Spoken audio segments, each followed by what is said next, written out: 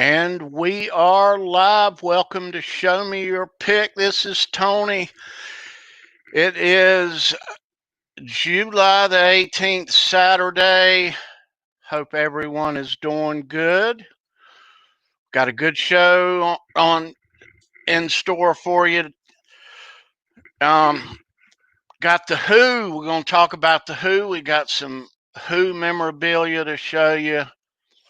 A lot of Who guitar picks.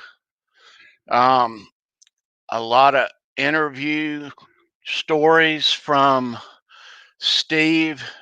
He's interviewed these guys many times, including Keith Moon. And there are not many Keith Moon interviews out there, very rare.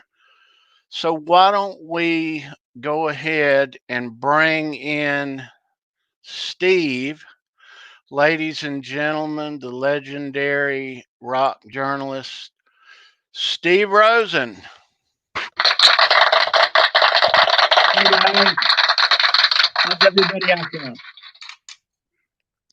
Everybody good? Steve, how you doing? I'm good, Tony. How you been? Doing very good. Very good. How's your week going? Week's good. I actually just got back. I was able to get my brother plays drums, and I was able to get him a bunch of Paiste cymbals.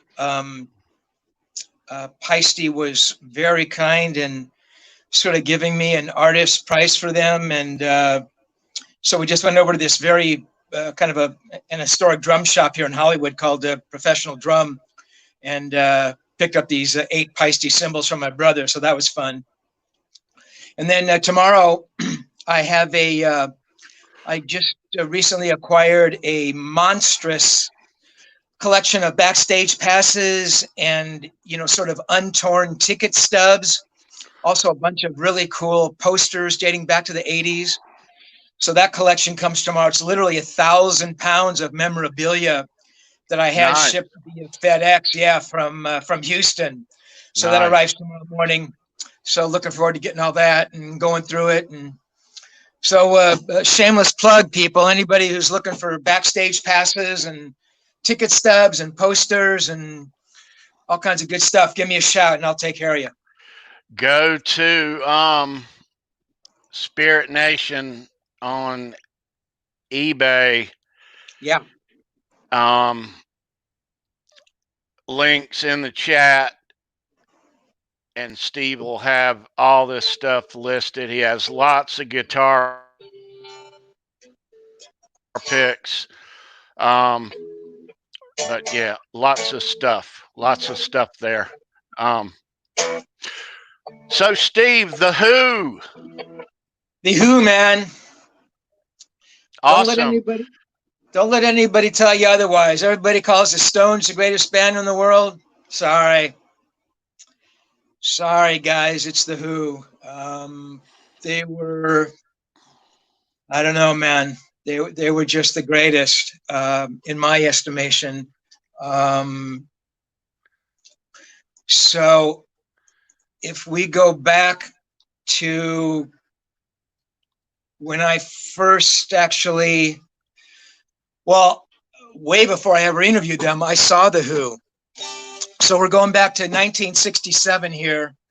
I'm 14 years old. There's a store out here in California called Whitefront, which is sort of it's a very early predecessor of like Walmart. They kind of have a little bit of everything. It's not real high-end stuff, but you can buy everything from, tennis shoes to washing machines. And they had a little music section. I mean, tiny music section, I don't know, like 50 different albums. And they sold like, cheap little, hi-fi sets, that kind of thing. And I used to go there pretty regularly with my good friend Skip, who was kind of like my partner in crime. We were both, kind of collecting records, when we were very young, that kind of thing.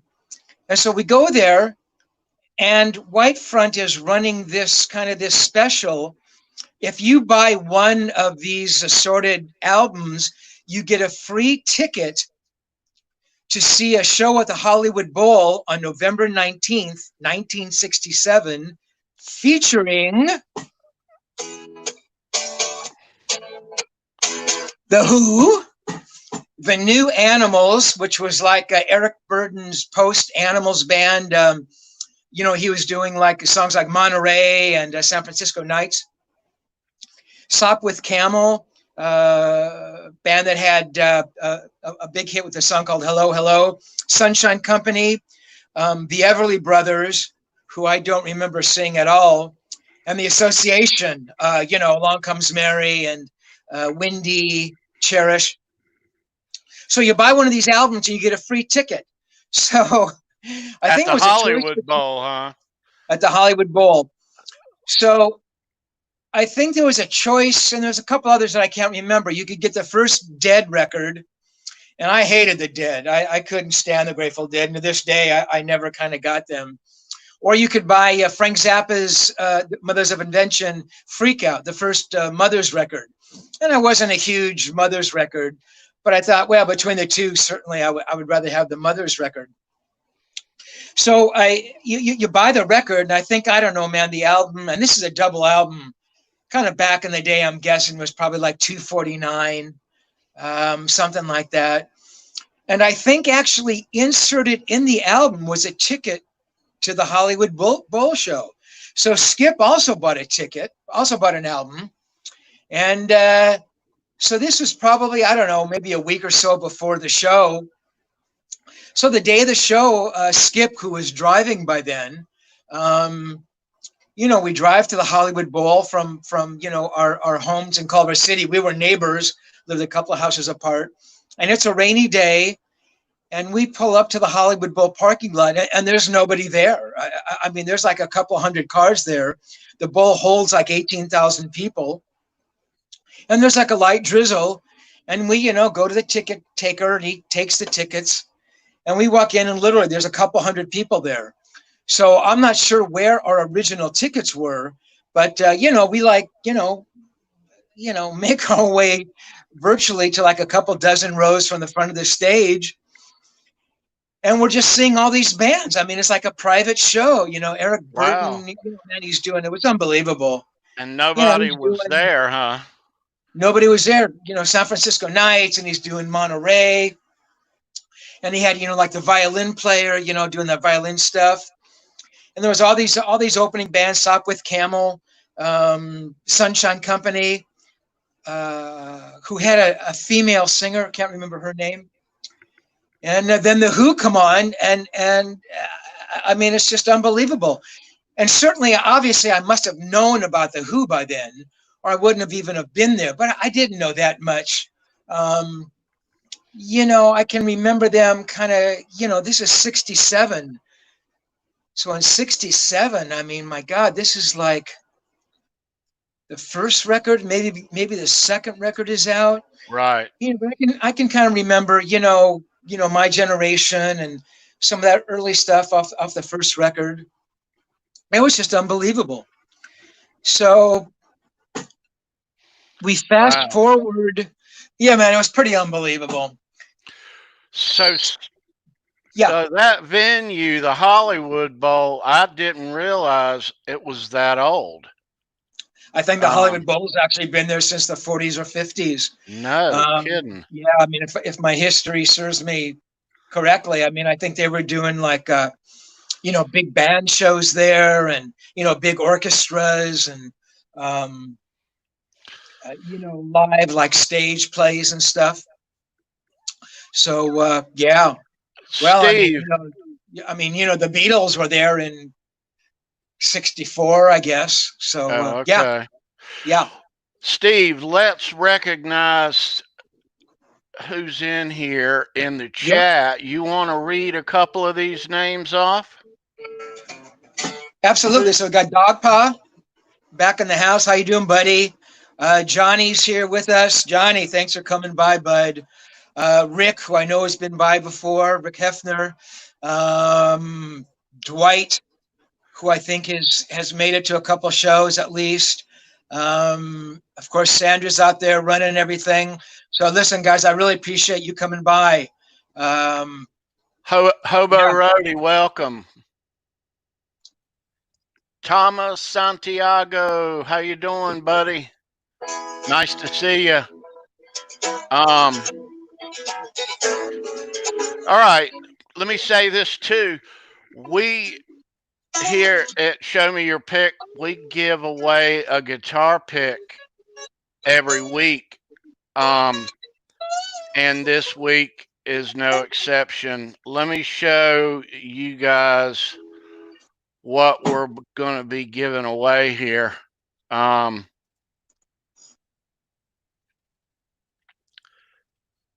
right. That's what's up. Roger Daltrey pick, guys. Cool. That'll be later on in the show.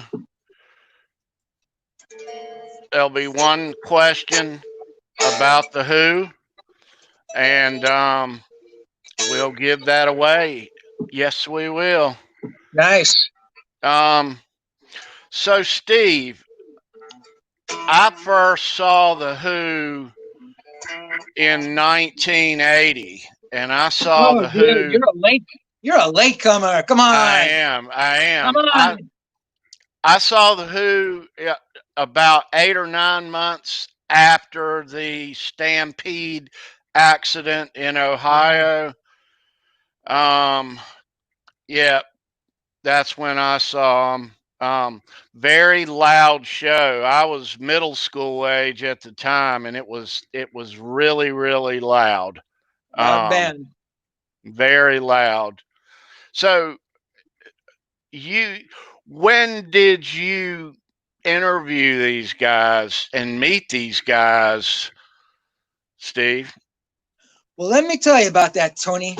Actually, before we get to that, you bring up the fact that they were a loud band. I'm sure that everybody knows that it was, John Entwistle. This is probably going back to '64.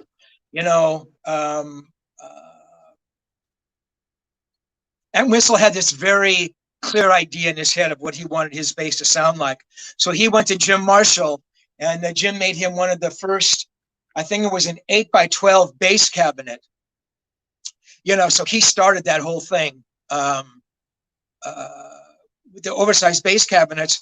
Townsend, realizing how loud that John was now, went to Jim Marshall, and that's how Townsend started using the 4x12 cabs stacked on each other. Right. So for them to, earn the designation as the world's loudest band is not surprising. So to get back to when I interviewed them, so it's 1967. I see the band at the Hollywood Bowl, and although it seems like a lifetime now, it really wasn't that long afterwards. April or May 1975, I have a chance to interview Keith Moon, which was pretty extraordinary. As we said from the outside here, Keith really didn't do many interviews. I mean, you look back on YouTube and, there's a lot of stuff. Well, not a lot, but I mean, there's interviews with Townsend and a lot of them with Daltrey and John, but very few interviews with Keith. So somehow I was offered the shot to interview him. And I thought, holy shit, of course I want to interview Keith. Let me back up just a touch. Coincidentally, on that very same day that I interviewed Keith, earlier that day, I actually interviewed Ronnie Wood. So that was a good day. That Ronnie Wood interview became the cover. In Guitar Player, must have been right around the same time. So must have been, I don't know, later in '75 became a cover. And I actually mentioned to Ronnie that, yeah, man, after I interview you, I go over to interview Keith. And I remember him saying, yeah, say hello to Keith. Their nickname for Keith was Keef, K-E-E-F, a term of endearment. And so that was a special day. So I get done with Ronnie Wood, whom I'd interviewed at Warner Brothers Records in Burbank. Keith was staying at the time at a house in Coldwater Canyon. He was living out here for a while, or at least he had a house out here where he was staying. So I'm not running late, but I'm on the edge. You know, I didn't want to be late for Keith Moon, so I kind of gun it over to Keith's place in Coldwater, and it's about a 20-minute drive. And Coldwater is a very nice canyon. You know, I mean, these are nice houses there. So there's kind of like a little bit of an elevated driveway. So I'm parked down on the street, and I go up, you know, and I'm kind of, you know, I'm a little bit early, so I don't quite knock on the door. And, you know, a few minutes later, man, I hear this, you know, this car jamming up the incline, you know, and somebody jumping on the brakes, you know, and I turn around, and who else could it be? You know, Keith jumps out of the car, man. He's got a drink in his hand. He jumps out of this, you know, this insane Porsche. And, you know, he comes over and you know, we say hello to each other. So we go in. I don't even think the door was locked. I think he just opened the door. And though I don't remember, and I'm not sure if she was in the car with him or came later, but there was a publicist or some kind of handler was there with him. And I only remember this because when I listened back to that interview, I can hear a girl's voice in the background. So again, I don't know if she was already there at the house or she came with Keith or came later, but she was also there at the interview, though she was in the background and she never said 2 words during the interview. So we go in, and you know, I'm setting up, and this is right around the time when Keith had come out with his solo record, Two Sides of the Moon, which had come out, I think, just prior, probably early in '75, I think. And to be honest, it wasn't a very good record. I mean, you know, Keith fancied himself a singer, and he really wasn't a singer. I think he did some Beach Boys covers, and you know, it wasn't very good, but it didn't matter. I mean, this is Keith Moon. I mean, he could have, you know, I mean, he could have been reciting the national anthem, and it would have been amazing because it was Keith Moon. So we talk about that. He goes, "Oh, hey, I want you to hear the album, you know," and I heard it. And let me back up again. We walk in, and the only things in this room are a sofa and a huge, I mean, a monster stereo system. Huge monitors, you know, high-end turntable and tweeters and mixers and monitors and woofers and uppers and downers. I mean, it was insane. So I said, "Hey, man, you got to have their album." I said, "Okay, sure, man." So he has the album, and he puts it on. And I see him, man. It's like a Spinal Tap thing. He cranks it to 11, and I'm sitting there, and Tony talks about being the loudest band in the world. This is the fucking loudest stereo I'd ever heard. I mean, it was so loud. It was, if you've ever been around extraordinary loud music, man, it's like it sucks all of the air out of the room, and it literally makes you feel like your balance is gone. You feel like there's vertigo. It was like I'm sitting on the couch, man, and I can't even think straight. I'm thinking, honestly, my eardrums are gonna burst. So he goes like that for like a song, and I think I said, "Keith, you know, could you turn it down just a little bit?" So he turns it down, you know, a fraction. You know, so it's, I mean, it's still a little bit unbearable, but okay. So I'm not dying there. So we listen to a few more songs, you know, and then it gets done, and we start talking, and he's just unbelievable. You know, I'm asking, I mean, he's a huge Beach Boys fan. He loved the Beach Boys. And he said he'd been surfing. And I said, oh, no, I asked him, he loved beach. I said, "Oh, have you ever been surfing?" And he says, "What? Down the Thames?" It was just a riot, man. It was just the guy had a very droll sense of humor. and we were talking, and it was just, just an unbelievable conversation. And really what came through was his absolute love and adoration of the Who. I mean, to him, it was everything. I mean, his identity as a drummer for the Who was everything for him. Keith Moon away from the Who was it was like this non-entity. He didn't exist. So we talked for about a half hour, 35 minutes. And again, it was a pretty amazing interview. I listen to it now and I think, oh my God, I should have asked him about this. And oh, I should have asked him about that, but it was incredible. And then I think it was not long after that Keith passed away. Again, my chronology escapes me, but it wasn't within a few years, I think, that Keith passed away. And I've interviewed a lot of guys that have passed away since I interviewed them. And sometimes I'll look, and I'll go through and I'll pick out those guys. And I mean, there must be, I don't know, man. Honestly, there are probably 50 or 75 guys who have passed away.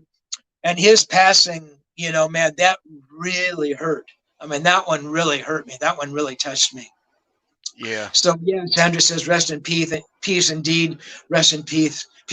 I mean, Keith was a really, he was kind of mixed up, I mean, I think there was some organic stuff that was going on. I mean, Keith was definitely, running to the beat of a different drummer, no pun intended.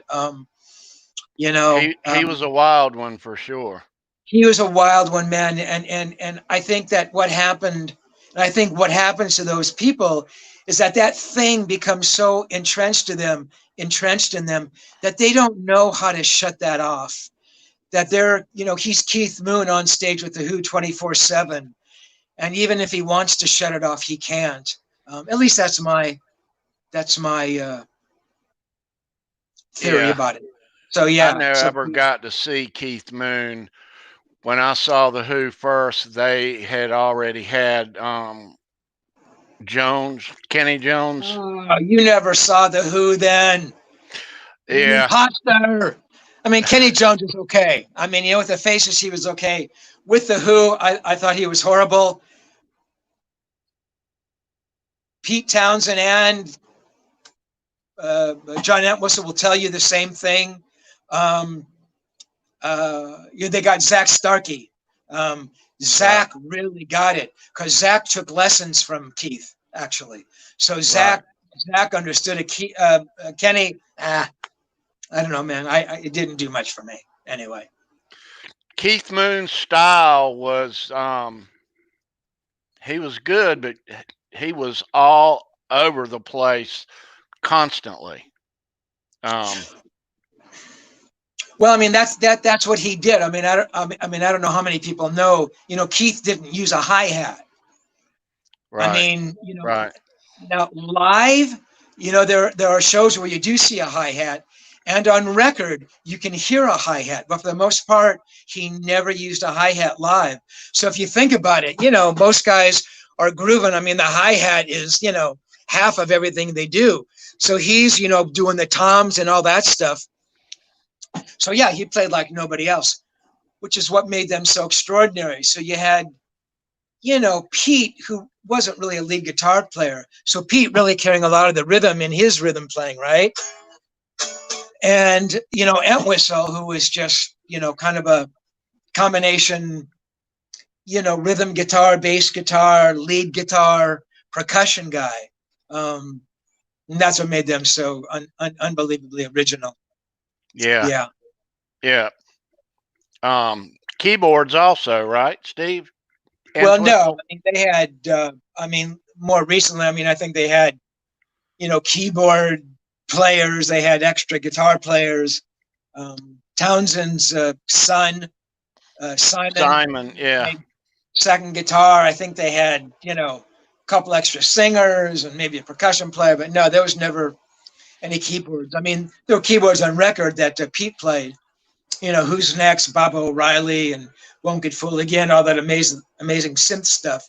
That's all Pete doing all that stuff. What were Pete and John like back then? So it's funny because I always thought that I interviewed Pete before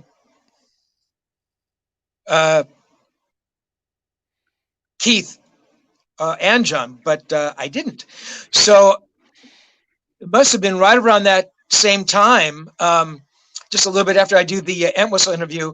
I interviewed, I'm sorry, the Keith Moon interview. I interviewed Entwistle, which would be the cover in Guitar Player. It's funny. Back in '74, I interviewed Greg Lake, and I believe that was the first time Guitar Player had put a bass player on the cover of Guitar Player. It was always guitar players. And Entwistle, yeah, there's John. And Entwistle was the second cover in September '74. So John was a true delight, man. Just a quiet guy, man. Just, really knowledgeable about everything he did and the guitars and why he wanted this sound and how he got those sounds, what it was like playing with Keith. And it was an unbelievable interview. I ran into John again. There was a party somewhere and he was there and he was drunk off his head. It was funny. I mean, very cool, but man, he was wasted big time. And I said hello and we talked. My brother was there and my brother got a chance to meet him, and that was pretty special. So 4 years later, after I interview John, I have a chance to interview Pete Townsend. Pete was, in my estimation, I don't know, man, certainly one of the 10 greatest songwriters of all time, maybe one of the top 5. I mean, there's McCartney, there's Lennon. For me, there was Brian Wilson.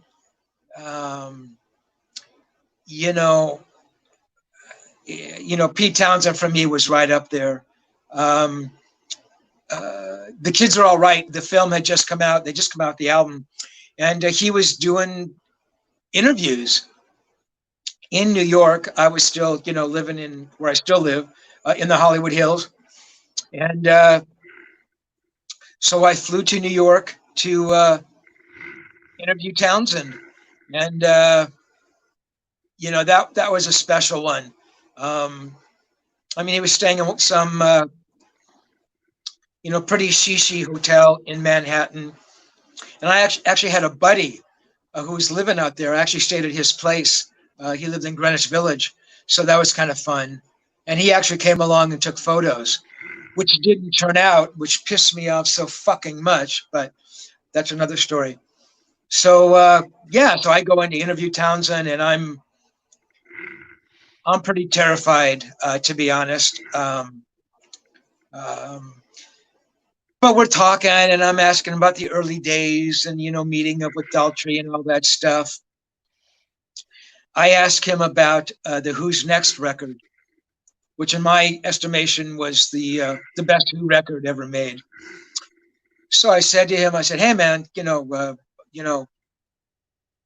my mind, all the other records, were kind of measured against the Who's Next record. And I didn't know what he was going to say. He goes, yeah, I agree, which I thought was pretty cool. I mean, he recognized what a remarkable record that was.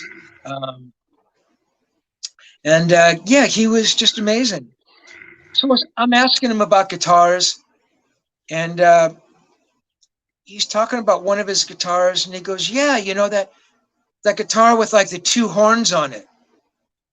And I'm thinking, well, he's talking about an SG. So I was going to say, well, an SG, but I thought, that's ridiculous. Pete Townsend doesn't know the name of the guitar he's playing. So he's going, yeah, that guitar with the 2 horns. I go, the SG? He goes, yeah, the SG. And to me, that is hilarious. That's like, what's that like? John Steinbeck not knowing that the thing that he's clicking on is called a typewriter. You know what I mean? It's like, you know, for Townsend, I mean, he didn't even care enough to know the name of his guitar, which tells you so much about the guy that for him it was just a tool. You know, he could have been holding a rake or a shovel, you know, if it did the job done. I just thought that was pretty amazing. So yeah, man, that's my Townsend story. I remember it was pouring rain, and I remember I we're walking to the interview, my buddy Steve and I, and I remember this little place was like selling umbrellas, and I thought, hey, I'm going to buy an umbrella. And so forever after, that has become my Townsend umbrella. I still have that umbrella. It's actually falling apart, and it very rarely rains out here in California anyway. But every time it does rain, I'm able to pull it out. I think my Pete Townsend umbrella, you know? Yeah, that was pretty amazing. And along the way, I mean, I'd seen the Who, I don't know, 2 or 3 times. I saw the Quadrophenia tour, and that was amazing. I think that was in Anaheim, which is a suburb of LA, you know, about, I don't know, 30, 40, 50 miles south of here. And I was there with my brother, and I remember their first song, Townsend's guitar is out of tune. In the middle of the song, he takes the guitar off and he just tosses it to the side to his roadie, who brings him this other guitar that's in tune. Oh, it's just the greatest move, you know? I mean, you know, you're on stage in front of 12,000 people and your fucking guitar is out of tune, and you just, you know, you take it off and you toss it to your roadie and you put on this other guitar. I mean, it was heavy. You know what I mean? I mean, that was heavy. So yeah, those are my Who stories. I did an interview with Daltrey. The Who had come out with this live documentary of one of their performances. I think it was the mid-70s. I can't remember where the performance was, somewhere in Europe. And he was there. He was like answering questions at this theater. But prior to them showing the movie and him answering questions, he was doing like some little brief one-on-ones with some of the press out in front. I remember having 15 minutes with him and asking him a couple of questions. He was very cordial. I thought he would be a little harder edge, but he was very nice. I remember one of the things that always struck me is that he said nobody could sing Who songs better than he could. And I just thought that was so profound, you know. It was like, you know, Roger Daltrey was the voice of the Who. And he always has been, right? I mean, there's never been another singer with the Who. Right. Right. And it just struck me as, you know, such a beautiful thing to say. And he wasn't saying that, you know, to be a brag or anything. It was just nobody sings the Who songs better than I do. You know, it's that kind of history and that kind of connection. You know, you just don't have those with bands anymore. You know, I mean, how many bands, you know, are intact from, my God, from 50 years ago? You know, I mean, much less 20 or 30 years ago. It's just rare. You know, that's why you think of the Stones still doing it, and Townsend, Daltrey, my God, I got the Who on my mind. Jagger and Richards, you know, or Aerosmith, you know, Steve and Joe. I mean, it's a rare thing. So, yeah, man, the Who, in my mind, were the greatest. Nobody had the kinds of songs they did. Nobody had the kinds of harmonies, the 3-part harmonies they did. Nobody wrote this kinds of songs that they did. Nobody sounded on record the way they did, and also the way they sounded live. Some bands are great live. Some bands are great in the studio. The Who were remarkable in both. You know, the Stones were a studio band, right? Live on any given night, they're a bad blues band, you know. Queen, I mean, they were a great studio band, very good live band, but more of a studio band, you know. Aerosmith, in my mind, were always a studio band, but to be that insanely good both in the studio and live, that's a rare thing. And for the Who to be a three-piece and generate that much music, you basically only have one melodic instrument, right? The guitar, electric guitar is special. So yeah, Yeah. the greatest that ever were, guys. Yeah. Steve, I must agree that Who's Next is the best Who album, in my opinion. By far. Yeah, I loved. I used to wear that one out back in the day. Yeah, Yep. Yep. over And and over, I'd listen to it. yeah, it's unbelievable. And they started the record, and I can't remember who was originally producing that record, but somehow they felt they were missing it, so they brought in Glyn Johns, and Glyn Johns, all the great records that he made with the Stones and everybody else. It was Glyn Johns who really brought that record together. And Keith, who could be, like we talked about, his style of playing drums was so unorthodox, but Glyn was able to rein him in, and you hear those fills that Keith is doing on, Won't Get Folded Again and Bob O'Reilly, Yeah, Going Mobile, and oh my God, Behind Blue Eyes, are you yeah, kidding me? yeah, And the acoustic guitars and the electrics, and my God, Pete bringing in those synth, parts, and which were demos of his. Those were stuff that he had on demo that he actually ended up using. So yeah, it's again, if we're talking about the 10 greatest albums ever made, I mean, my yeah. God, Who's right? Next is right there. You got it. Yeah, I mean, Sergeant Pepper's, Who's Next? I mean, I don't know. I mean, we all have our favorites, but if Who's Next isn't on your 10 best list, there's something wrong with you. What is your take, Steve, on Roger as an actor? Daltrey? Yeah, Yeah, he's okay. I mean, he's a talented enough guy. Um, for some reason, it's the musician who always wants to be the actor who wants to be a musician, the author who wants to be a painter, and I mean, he's a talented guy. Sting is a talented guy. Mick Jagger is a talented guy. And those parts they played, those acting parts, I mean, they were good. You know, um, you know, they weren't great, but hey, if I had that kind of a cachet, and I wanted to, I played music, and I said, hey, I want to be in a film. Hey, I'd go for it too. You know, um, I think they'd be the first to tell you that it was more a serious hobby than any kind of a you know idea that they were going to give up their day jobs as singers in rock and roll bands. But yeah, I mean, it was okay. I mean, the Tommy film. I was at that premiere. oh yeah, I thought it was horrible. huh? I mean, I thought that was just God, it was terrible. I mean, those renditions of those songs, and Peter Frampton and all those kinds of people singing that stuff.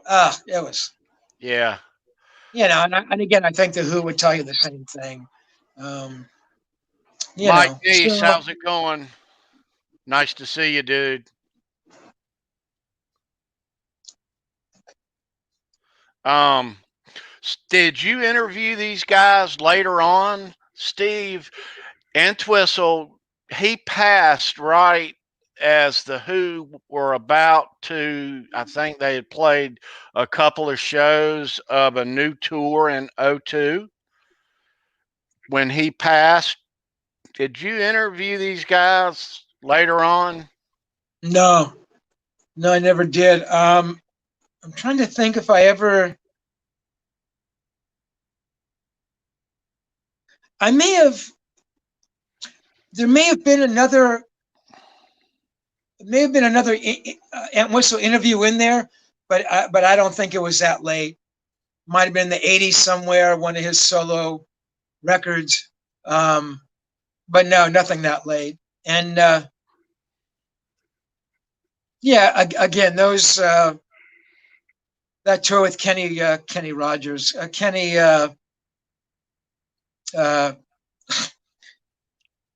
Jones. Thank you. Kenny Jones was you know. And then they got bass player Pino Palladino. I don't know if he was on those early tours. I mean, the guy's a great bass player. But again, I mean, how do you replace John Entwistle? You know, it's impossible. But Gabriel Tone Guitars, what's happening?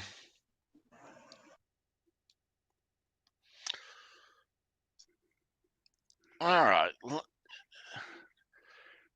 Yeah. Guys, everybody hang in here.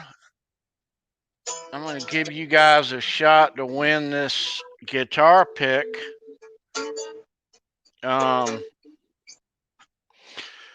me show this, Steve. Let me get a better view here for our friends. Yeah, cool. And let me explain about that photo. That was not actually taken at the interview. I think that's before the interview. Who's in the middle? Some dickhead. I don't know who that is. I'd actually seen him around. I don't know who it is. But he saw the photo being taken and he stuck his head in there. Jerk. There was some kind of a party thing at a bowling alley out in the valley here. And I'm walking around and I see Pete fucking Townsend. So I said, Pete, can I please get a picture with you? And it's a little hard to tell there, but I don't think he was real pleased with that. And I have another picture as well, and he's smoking a cigarette, and I think he's kind of blowing the smoke out at me when the picture's being taken. But yeah, that's when that photo. That's when that photo was taken. I mean, I'd heard stories about Pete. You know, on any given day. I mean, he could be a tough interview. I mean, he's an incredibly bright guy. You know, he's a very cerebral guy. You know, and I knew a lot about the Who, but you know, so going into that interview, I was a little trepidatious.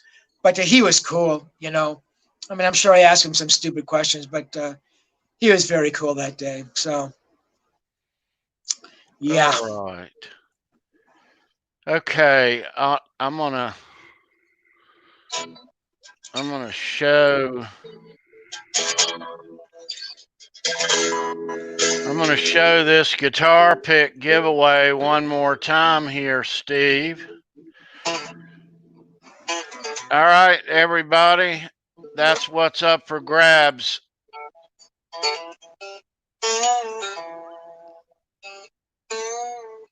Good luck. Dogpaw, you saw the Who more than I did, buddy. Good for you.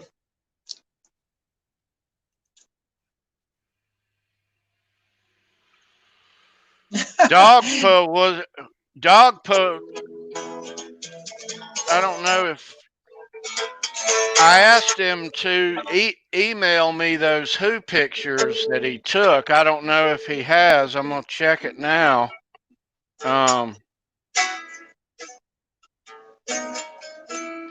No, it's not in here.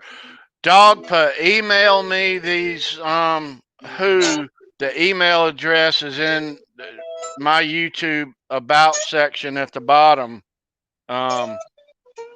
I want to see those. Absolutely, I do. Sandra, you're the only person who wants to hear me play more guitar. But God bless you. Sandra, I want to give her a shout out. She's great. For Mike all of her hard work. Definitely. Here at Show Me Your Pick. Love Sandra. Sandra, thank you so much. All right. boys and girls. All right, so. Did you give the question yet? You haven't No, said. I have not. I'm going to give it now. All right, so everybody on standby.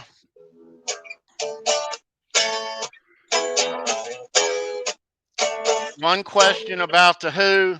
If you're the winner, go to my YouTube About section at the bottom. Email me your name and address. I'll mail this out Monday morning. Yeah, so now here is your question. The one I see in the chat who has the correct one, this is multiple choice, A through H. I need a letter only. Okay? Just leave me a letter and that'll be it. So here we go. The Who were inducted into the Rock and Roll Hall of Fame in what year? A, 2015, B, 2011, C, 2007, D, 2003, E, 1999, F, 1994, G, 1990, and H, 1986. Good luck.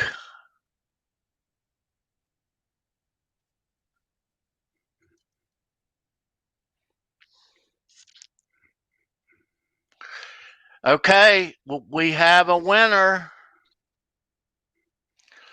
We have a winner.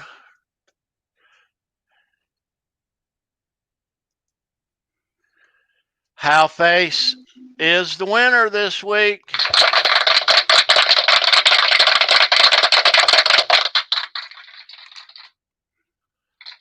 Way to go, Howface. Hey, Tony, let me ask you something. Do you have another one of those picks? I do. One more. What say we give one to Janice? Oh, there's a bunch of people that had.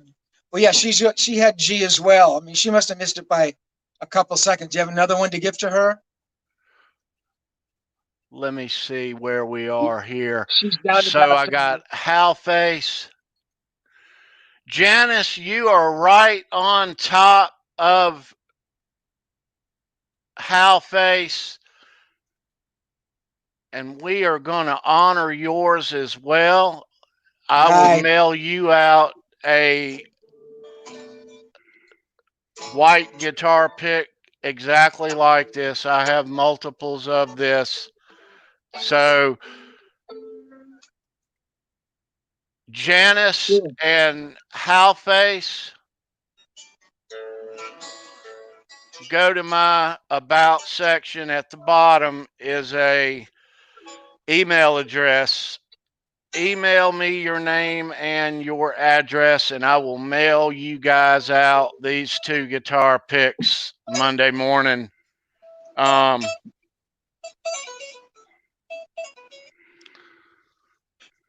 Okay. Oh, different logos too. Nice. Different print, I mean.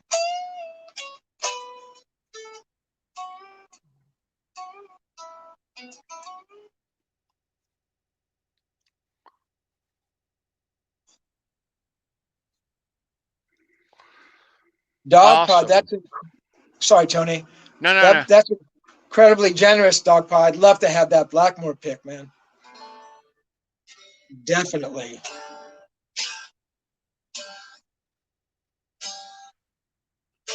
What did he say? He said he's going to give me his Blackmore pick if he can find it. Oh, wow.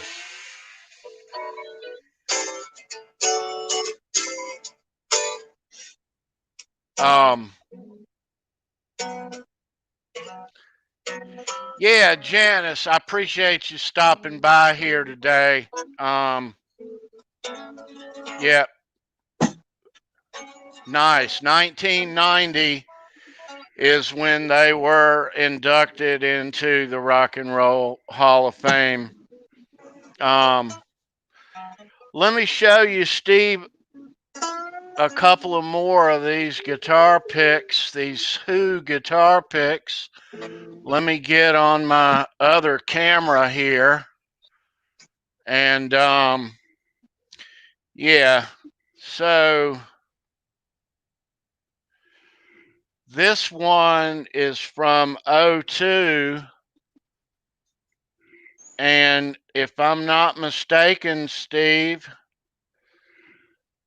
I got this pick off of you a while back. Quite possible. Quite Yeah. possible. Yep. Um. Yeah. Okay. So now the Who played the halftime at what year was that? That was about 8 years ago, Steve. Super Bowl. Well, who can read Roman numerals? Let me see. That is 44. Isn't that? 1944? That was a little early. No.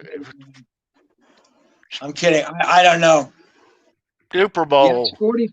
44. So 44. So what we need is, when did it start? And the first Super Bowl was like 60 something, right? Yeah. This pick right here, Steve, was one of those auction ones that they auctioned off the contents of his hotel room after he passed in Vegas.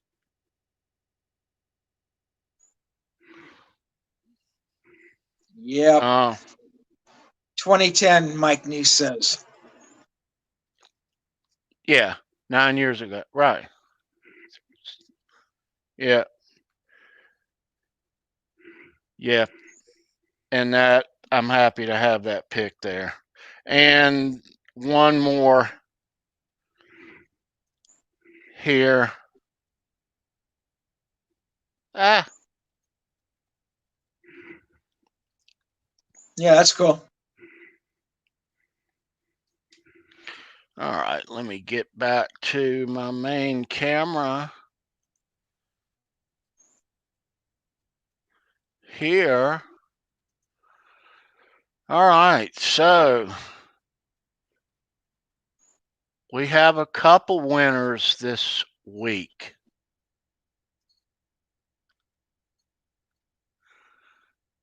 I'm just getting back into the chat here. Bear with me.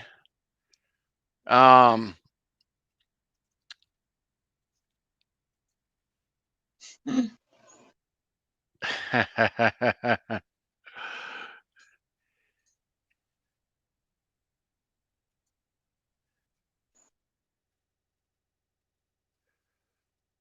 right.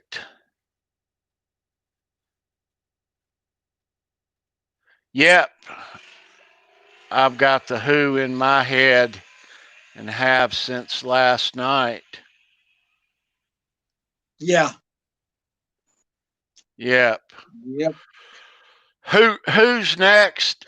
I look at who's next. There are a couple other songs, Who songs I like off Oh other yeah, albums, of course.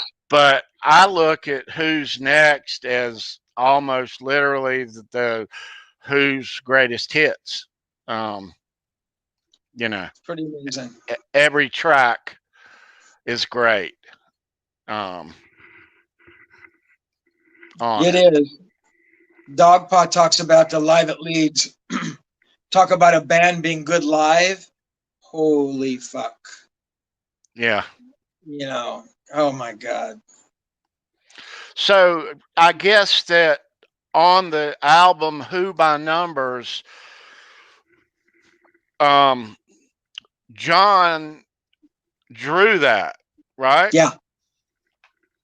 Yeah, he's a pretty good artist. Yeah. Yeah.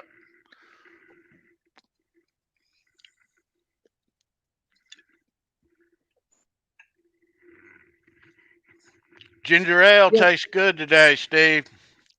What's that? I said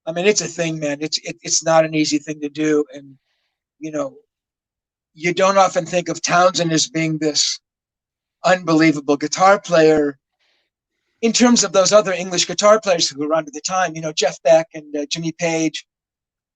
You know, Clapton and you know, Frampton and Mick Taylor, and you know, just all these incredible guitar players. Robin Trower. You know, and I remember Pete telling me, he said, yeah, he said it was lunacy, his word, to try and compete with those kinds of people because he knew he could never play like that. So for him, it became, you know, doing that rhythmic thing that nobody did like him. And that his right hand, you know, you can see, you know, came from, you know, that real fast right hand strumming thing. He played ukulele and banjo because his dad was a musician. So that kind of came, you know, as an offshoot from you know, learning strumming techniques on those instruments.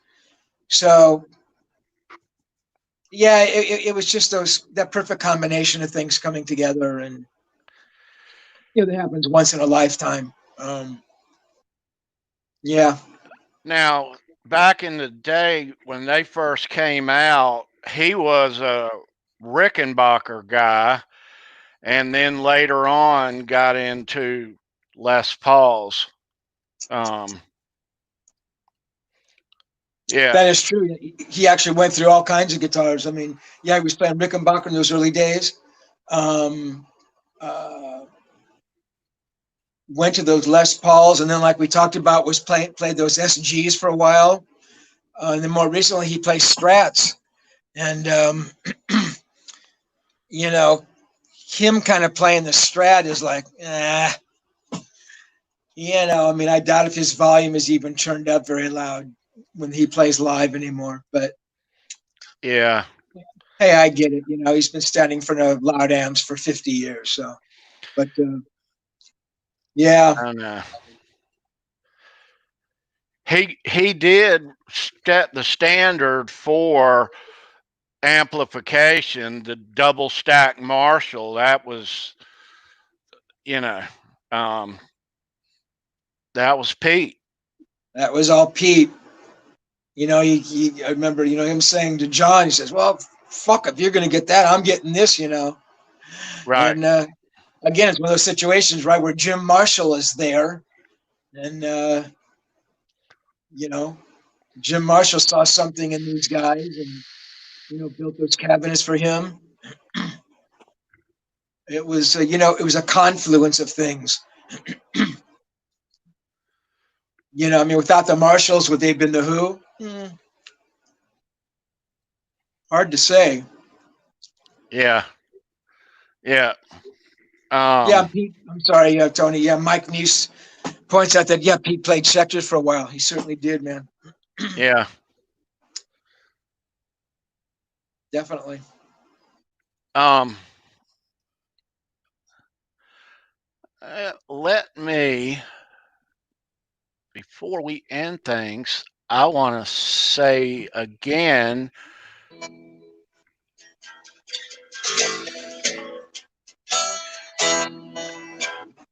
and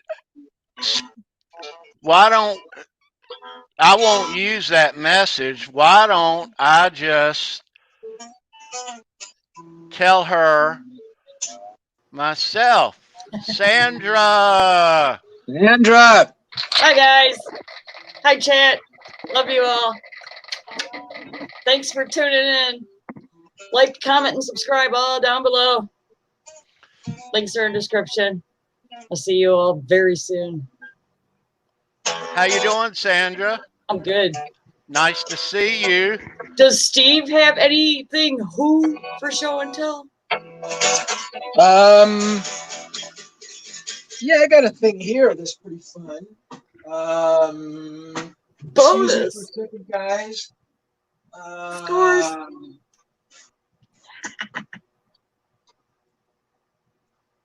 Hey, Dwight. Hey, Rick. Hey, Dogpa. Hi, Janice. Congrats to the trivia winners. This was pretty fun. Oops. Sorry, guys. Ouch. Wow. high tech here. Please be Can careful you with guys? us. Audience, are you okay? Everybody all right? Okay. Don't sue. I'm dyslexic. Jesus. Can you There you guys go. see that? Yep. So Right the there Who by is numbers perfect. bring this squeeze box. Remember the squeeze box? Mama's Yes. got a squeeze box. She wears on her hips. Yes. They had the Who played in Houston, November That's cool. 27th. So whatever year the Who by numbers was, again, my chronology is not good, but they flew a bunch of writers down. And can you hear this? Yeah. Yes. This, I mean, this. Oh, how cool is that? This is the invitation that they sent. That so whenever the Who by numbers, I mean, it's got to be. I mean, it's got to be 30 years old, right? 40. Yeah. So anyway, 30. I just thought that was, and for that to even still make sound, just like, That's cool. that is cool. That is all And right. they flew a bunch of writers down, and they had done like the Who logo.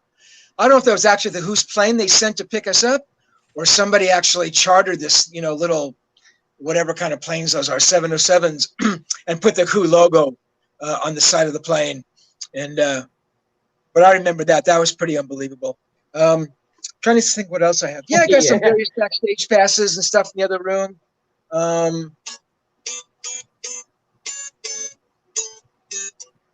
What else? Trying to think. Oh wow, dog. Yeah, miscellaneous stuff here and there. Probably take me a while to find it, but yeah. What really bums me out, sorry, Sandra, is not asking Townsend for a guitar pick at that point, or Entwistle. Right. Right. So.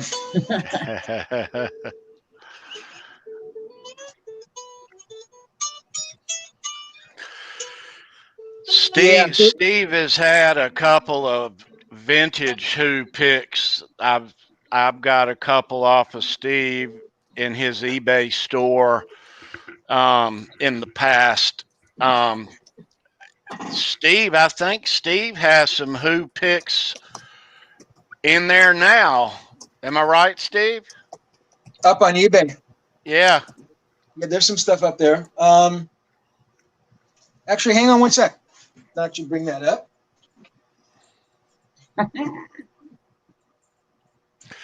Another bonus. Sandra, while we've got you, your show is coming up here in a couple of more hours, the communication breakdown. Who's your guest here? Tom Harhigh. Tom Harhigh. Guitarist and father extraordinaire and all-around cool dude. So 6 p.m. Central, 7 p.m. Eastern. Be there. Don't miss it. If you do, then I'm going to hack your Pinterest accounts. That's all there is to it. we will all be there. We will all be there. Yeah. So here's a couple. Can you see those? Oh, wow. Nice. That's a black version of that Daltrey pick you had. I've got one like that over here. Yeah. And this is a mix of there's some other non-Who. It's hard to see like the silver and gold on this, but I see one I want. I see one I want.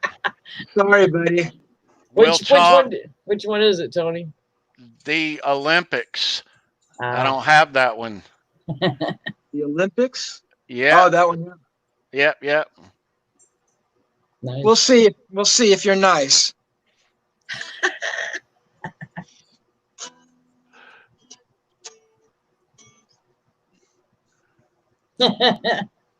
Awesome. Well, boys and girls, we are gonna shove off. Don't forget to subscribe to the links that are in the description. Yes, please do. Lucy wants to say hello. Sparky. Hashtag think- we love Lucy. Lulu's trying to get up here too.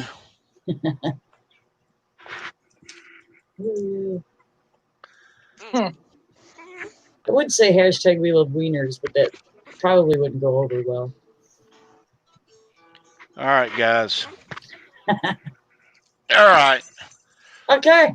We are gonna Am I done now? GOOT in Don't need just me a anymore? little bit.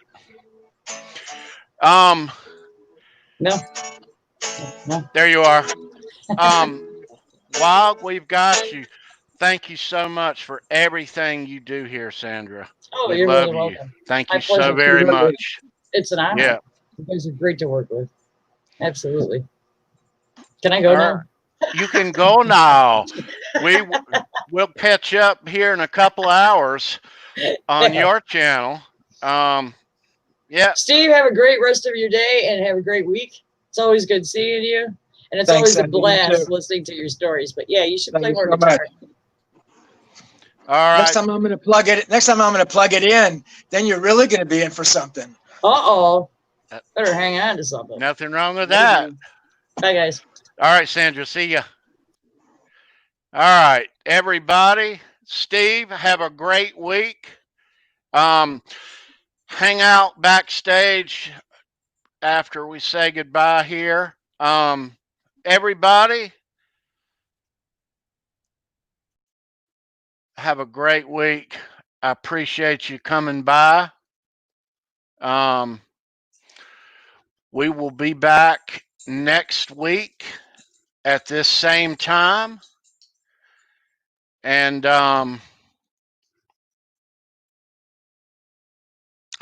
appreciate you watching. Thank you so much. Have a great week. See ya.